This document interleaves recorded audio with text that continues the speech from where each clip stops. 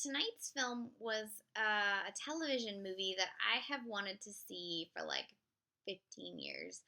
But I didn't have HBO growing up, so I missed a lot of the like great HBO uh, biopics that came out in the late 90s. Like there were a bunch of really good made for TV, made for HBO biopics in the 90s. Not that there aren't still. Like HBO is good for that, but there were some good ones that I didn't get to see because I didn't have HBO. So I finally tracked down a copy of Introducing Dorothy Dandridge with Miss Halle Berry. Also quite well known for being one of the first, if not, I think maybe the first produced screenplay written by Shonda Rhimes. She has co-writing credit on it, but it is a Shonda show.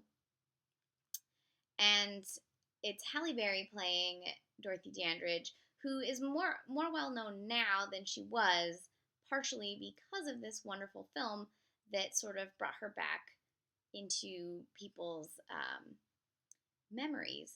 She was the first African American actress to be nominated for an Academy Award for a lead role, and up until Halle Berry, and then a year later or 2 years later, Halle Berry became the only so far one to win an Academy Award for lead actress. And obviously, like in 1939, Hattie McDaniel had won in the supporting category, and that would have shocked everybody because she had to sit all the way in the back.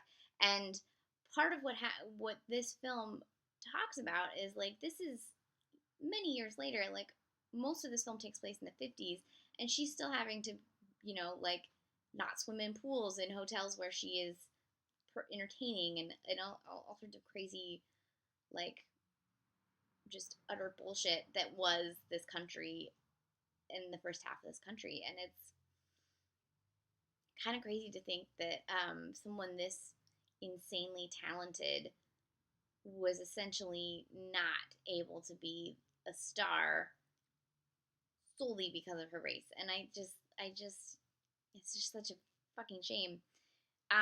But she's not the only one. Like there were so many insanely talented people that because our country is so built on racism, they didn't get to do anything.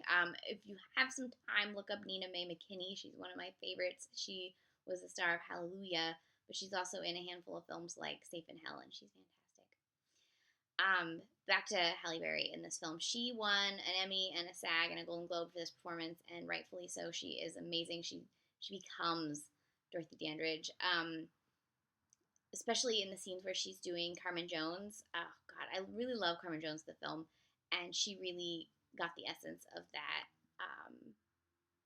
performance.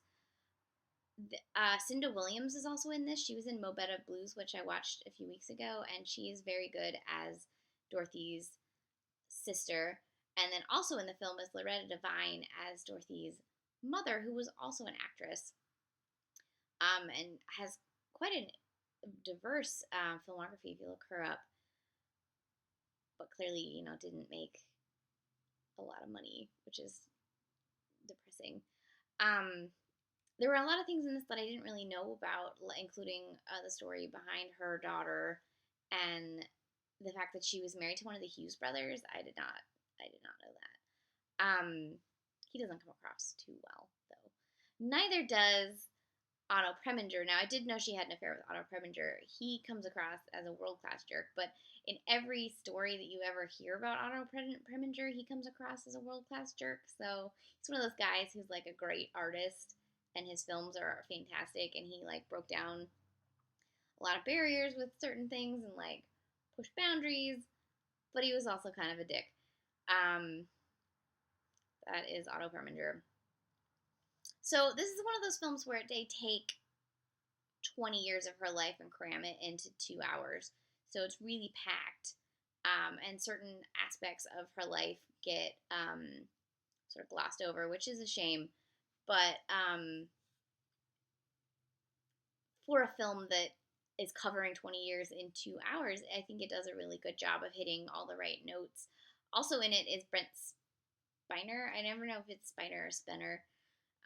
As a big TNG fan, you'd think I'd figure it out by now. He plays her longtime manager, and he is very good. I'm mostly used to him as Data, so seeing him as anything else, I'm always like, wow, such range. Um, you know, or the crazy mad scientist in ID4. What else was I gonna say? It was a good film. I really enjoyed it. Made me wish there was video of Dandridge's time as a like a nightclub singer, because she was clearly so talented, and I'm guessing like a really dynamic live performer. And it's kind of a bummer that there isn't any recording of that, or if there is, I don't know, maybe there's some on YouTube. I'm gonna look it up when this is over, actually. But that just feels like something that is a bummer that we don't have in terms of history.